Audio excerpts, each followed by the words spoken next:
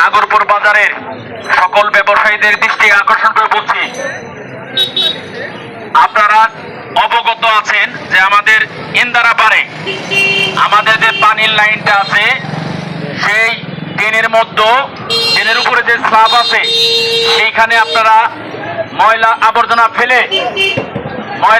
ফেলে ওটাকে পুরো ভরে ফেলেছিলেন।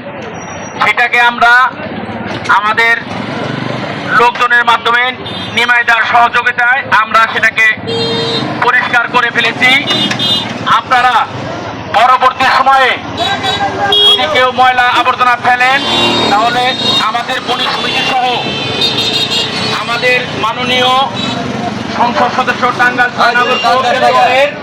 গণমানুষের নেতা তিনি বারবার বলেছেন নাগরপুরকে পরিষ্কার পরিচ্ছন্ন রাখার। এই কর্মসূচি আমরা অব্যাহত রেখেছি। আমাদের সভাপতি মহোদয় জনাব আখতারুজ্জামান বকুল তিনি নিজে থেকে সবসময় এটা বলে এসছেন।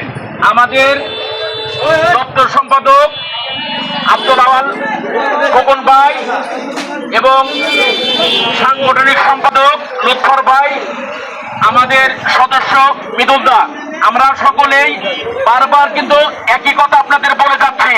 এরপরে আমরা প্রয়োজনীয় ব্যবস্থা নিব।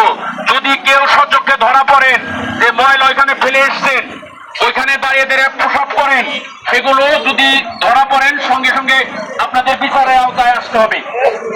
আমরা সকল ব্যবসায়ী ভাইদের বলতেছি, কঠোর হস্তে কিন্তু আমরা এটা দমন করবো। আমাদের চোখে আসলে আমরা প্রশাসনের হাতে আপনাদের তুলে দেবো যদি আমাদের কথা না শোনেন।